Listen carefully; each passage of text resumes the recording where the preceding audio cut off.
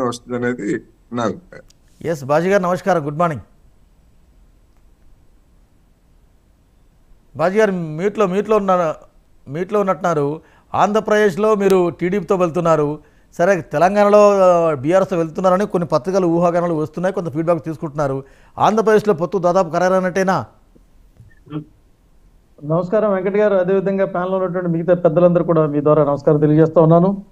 ఒకటండి, ఇక్కడ పొత్తులు ఏవైనా ఎన్నికల పరంగా వేసేటువంటి అవకాశాలు ఉన్నటువంటి వాతావరణం ఉంటే వాటి ఆలోచనలు ఆశలు ఎవరికి ఉంటే వాళ్ళకు ఉంటాయి. దేశాన్ని మూడోసారి పరిపాలించేటువంటి ప్రధానమంత్రిగా నరేంద్ర మోడీ గారి యొక్క నాయకత్వం ఏదైతే ఉందో, ఇవాళ ఓడి ఇంట్లో కూర్చున్న వాళ్ళతో పొత్తులకు వెళ్లాల్సినటువంటి ఆలోచన చేయాల్సినటువంటి అవసరం భారతీయ జనతా పార్టీకి అంతగా లేదనేటువంటి ఒక భావన మిగతా ప్రజల్లో కూడా ఉందండి.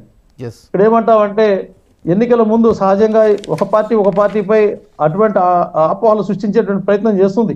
కాంగ్రెస్ పార్టీ తెలంగాణలో భారతీయ జనతా పార్టీకి బీఆర్ఎస్కి పొత్తుందని చెప్పినటువంటి ఒక విజయవంతమైనటువంటి ప్రచారాన్ని ప్రజలు నమ్మారేమో ఇప్పుడు చెప్తున్నటువంటి కోటేశ్వరరావు గారి మాటల ద్వారా అనుకోవాల్సినటువంటి పరిస్థితి. అయితే రాజకీయ వ్యూహాలు ఏ పార్టీకి ఆ పార్టీకి ఉంటుంది వాస్తవమైనటువంటి విషయం. ఆంధ్రప్రదేశ్లో ముడిపట్టేటువంటి బంధాలు ఏవైతే ఉన్నాయో ఈ బంధాలని తేల్చాల్సింది కేంద్రం.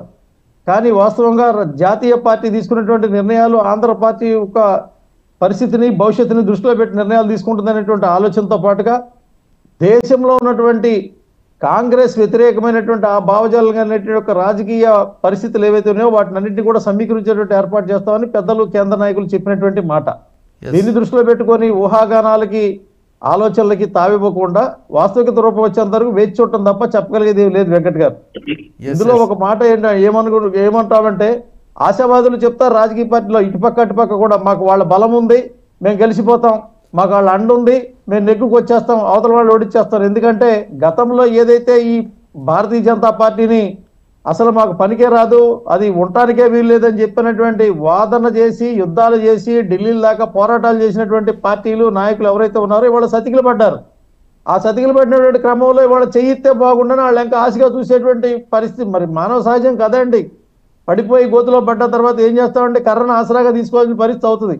ఇవాళ మిగతా ఏవైతే ఓడి రాజకీయంగా ప్రాతినిధ్యం పోయి ప్రజల్లో వ్యతిరేకత వచ్చినటువంటి పార్టీలు ఏవైతే ఉన్నాయో ఇవాళ ఆ పార్టీలు ఎదుర్కోవడం కోసం భారతీయ జనతా పార్టీకి చేయిస్తే బాగుండనే ఆలోచనలో వాళ్ళ ప్రయత్నాలు వాళ్ళు చేసుకుంటూ ఉంటారు, తప్పులేదు ఇందులో. కానీ భారతీయ జనతా పార్టీ యొక్క నైసర్గిక స్వరూపాన్ని మార్చేటువంటి వాళ్ళ 303 సీట్ల నుంచి 370 సీట్ల యొక్క ప్రణాళిక ఏదైతే ఉందో దీని ప్రకారం ఖచ్చితంగా కేంద్ర పార్టీ వెళ్తుంది, దాని ప్రకారం అమలు జరుగుతుంది. కాదండి ఇప్పుడు ఏపీలో టీడీపీ అధినేత చంద్రబాబు ఎన్డీఏలో చేరడానికి దాదాపు ఖరారైంది. ఈ మేరకు ఫీడ్బ్యాక్ తీసుకున్నారు. కొంత రాయలసీమ ప్రాంతాల్లో కొంత మైనారిటీస్ నుంచి కొంత నెగిటివ్ ఫీడ్బ్యాక్ వస్తే రావచ్చు. దాదాపు ఖరారైంది. ఈ మేరకు పవన్ కళ్యాణ్ వీరంతా ఒప్పుకున్నారు, అంతా అది ఓకే అయింది. కానీ సీట్ల సర్దుబాటు విషయంలో గొడవలు ఉంటాయి కదా అంటున్నాను నేను. దాదాపు ఖరారు విషయాన్ని మేము ధృవీకరించట్లేదు వెంకట్ గారు. మీరు ధృవీకరించిన అంశం ఏదైతే ఉందో మళ్ళీ తెర మీద రాగానే లెక్క తేలగానే మాట్లాడదాం, తప్పకుండా మాట్లాడదాం అంశం ఇది కూడా. Yes right. తెలంగాణ విషయానికి ఏం చెప్తారు మీరు? తెలంగాణలో కొంత ఊహాగానాలు వస్తున్నాయి, వాటి ఏం చెప్తారు? ఇవన్నీ కేవలం స్పెక్యులేషన్ అంటారా మీరు? ఒక అవినీతి ఒక అసమర్థత పార్టీలు రెండు యుద్ధం చేశాయి.